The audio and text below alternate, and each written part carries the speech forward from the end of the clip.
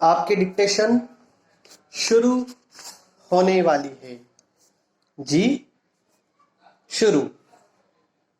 अध्यक्ष महोदय, यदि आप जानते हैं कि यह जो समस्या चल रही है उस समस्या से हम किस तरह से निजात पा सकते हैं, तो आप जल्द से जल्द इस समस्या को समाप्त करें, क्योंकि गरीब जनता का एक बहुत बड़ा वर्ग इससे परेशान हो रहा है और इस समस्या से हमारे देश की सामाजिक और आर्थिक स्थिति भी खराब होती जा रही है।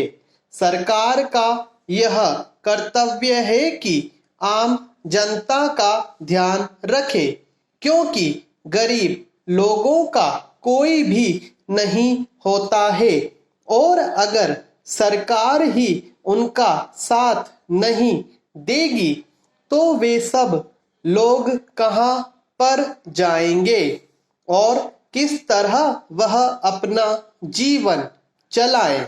इस बात को हम सभी को सोचना चाहिए।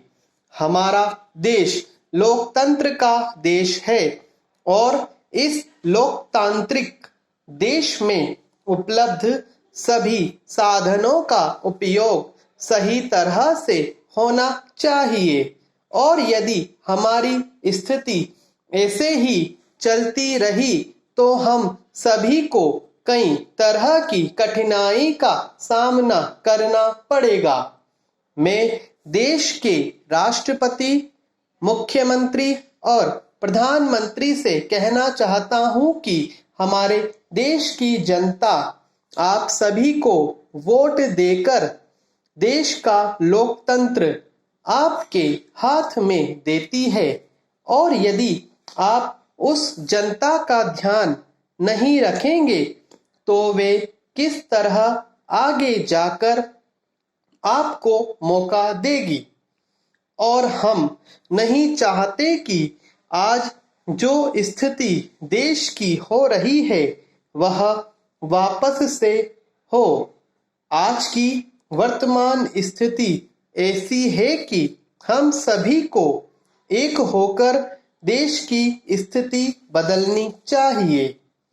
सरकार की जो योजना चल रही है उसे भी हमें हर व्यक्ति के पास लेकर जाना चाहिए। यह बहुत ही महत्वपूर्ण माना जाता है।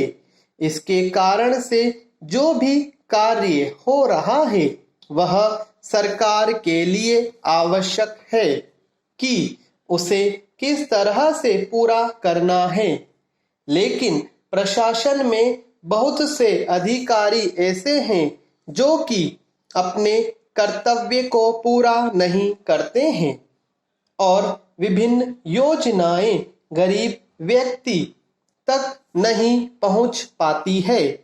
सरकार को ऐसे प्रस्ताव लाना चाहिए जो पर्याप्त रूप से इस गतिविधि में उपयोगी हो और वह न सिर्फ राष्ट्रीय बल्कि अंतर्राष्ट्रीय स्तर पर भी अपना कार्य कर सके। मैं महोदय से कहना चाहता हूं कि आप यह जो भी अन्याय हो रहा है उसे समाप्त करें और इसी कारण से हम प्रगति नहीं कर पा रहे हैं। यह आश्चर्य की बात है कि हमारा देश एक ऐसा देश है जहां पर अपने आप में कई सांस्कृतिक कार्यक्रम होते हैं और इसका उदाहरण आप सभी जगह पर देख सकते हैं। वर्तमान समय में देश में औद्योगिक स्तर भी बढ़ता जा रहा है और देश की बेरोजगारी भी कम हो रही है। लोगों को रोजगार मिलने से उनका जीवन स्तर भी ठीक हो रहा है और वह अपने परिवार को एक ऐसा भविष्य दे सकते हैं कि वह भी अपने सपनों को साकार कर सके।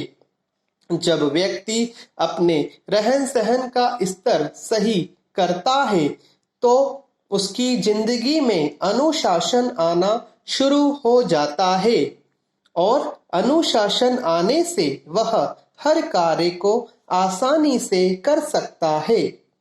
इसलिए आज हर व्यक्ति को हमेशा प्रयत्न करना चाहिए और अपनी वास्तविक कार्य की स्थिति को सही करना चाहिए। इस वजह से हम सभी लोगों को उपलब्ध साधन का पूरी तरह से उपयोग करना चाहिए।